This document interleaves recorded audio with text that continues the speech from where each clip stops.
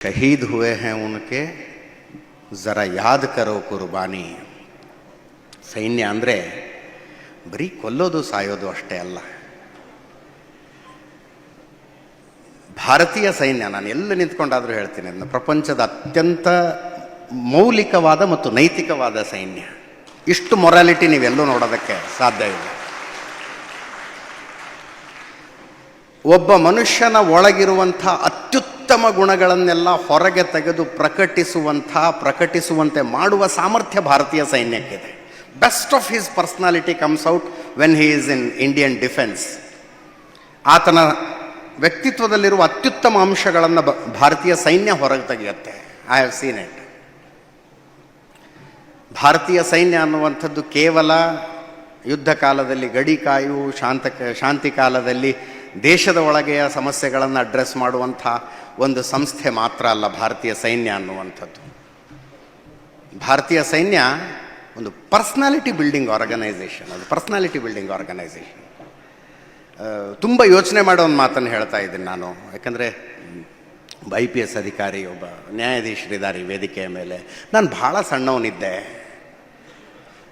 ಒಬ್ಬ ಕಾಗೇರಿ ಅವರು ಕೂಡ ಕ್ಷಮಿಸ್ಬೇಕು ನನ್ನ, ಇಂಥದ್ದೊಂದು ಉದಾಹರಣೆ ಕೊಡ್ತಿದ್ದೀನಿ ಅನ್ನೋ ಕಾರಣಕ್ಕೆ.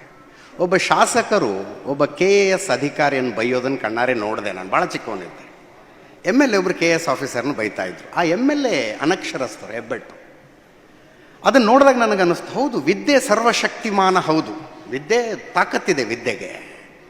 ಆದರೆ ಒಬ್ಬ ಶಾಸಕಾಂಗದ ಎದುರು ಅದು ಕೂಡ ತಲೆ ತಗ್ಸ್ಕೊಂಡು ನಿಲ್ಲಬೇಕಾದ ಪರಿಸ್ಥಿತಿ ಅಲ್ಲ.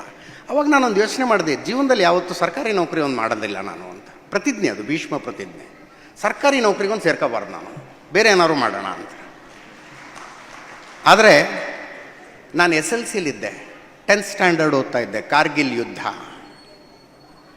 ಫಸ್ಟ್ ಟೆಲಿವೈಸ್ಡ್ ವಾರ್ ಆಫ್ ಇಂಡಿಯಾ, ಭಾರತದ ಮೊಟ್ಟ ಮೊದಲನೇ ಯುದ್ಧ TV ನಾವು ನೋಡಿದಂಥದ್ದು. ಆ ಸಂದರ್ಭದಲ್ಲಿ ನನ್ನ ನಿರ್ಧಾರ ಬದಲಾಯಿತು. ಸರ್ಕಾರಿ ನೌಕರಿ ಅಂತ ಮಾಡಿ ಸರ್ಕಾರಿ ಸಂಬಳ ಅಂತ ತಗೊಂಡ್ರೆ ನಾನು ಭಾರತೀಯ ಸೈನ್ಯದಲ್ಲಿ ಒಂದು ತಗೋಬೇಕು ಅಂತ. ಭಾರತೀಯ ಸೈನ್ಯದಲ್ಲಿ ತಗೋಬೇಕು. ಇನ್ನೂ ತನಕ ನಾನು ನನ್ನ ಜೀವನದಲ್ಲಿ ಹಾಕಿರುವ ಒಂದೇ ಒಂದು ಅರ್ಜಿ ಅಂದರೆ ಅದು ಇಂಡಿಯನ್ ಏರ್ಫೋರ್ಸಿಗೆ ಹಾಕಿದ್ದೆ ನಾನು. ಬಟ್ ಯಾಕೋ ಏರ್ಫೋರ್ಸ್ ನನ್ನನ್ನು ಒಳಗೆ ಬಿಟ್ಕೊಳ್ಳಿಲ್ಲ. ತುಂಬ ಆಸೆ ಇತ್ತು ನನಗೆ ಫೈಟರ್ ಜೆಟ್ ಪೈಲಟ್ ಆಗಬೇಕು ಅಂತ. ಕ್ಯಾಪ್ಟನ್ ನಚಿಕೇತ್ ಅಂತ ಆ ಸಂದರ್ಭದಲ್ಲಿ ಇನ್ನೂ ತನಕ ನನಗೆ ಅವರ ಮುಖ ನೆನಪಿದೆ. ಅವರ ವಿಮಾನವನ್ನು ಪಾಕಿಸ್ತಾನಿ ಪಡೆಗಳು ಹೊಡೆದುರುಳಿಸಿ ಅವರು ಜೀವಂತವಾಗಿ ಸೆರೆ ಸಿಕ್ಕಾಗ ವಾಪಸ್ ಅವ್ರನ್ನ, ನೀವು ಅಭಿನಂದನ್ ನೋಡಿದ್ರಲ್ಲ, ಆ ರೀತಿಯಲ್ಲಿ ಅವಾಗ ನಾವು ಕ್ಯಾಪ್ಟನ್ ನಚಿಕೇತನ್ ನೋಡಿದ್ವಿ. ಅಂಥದ್ದು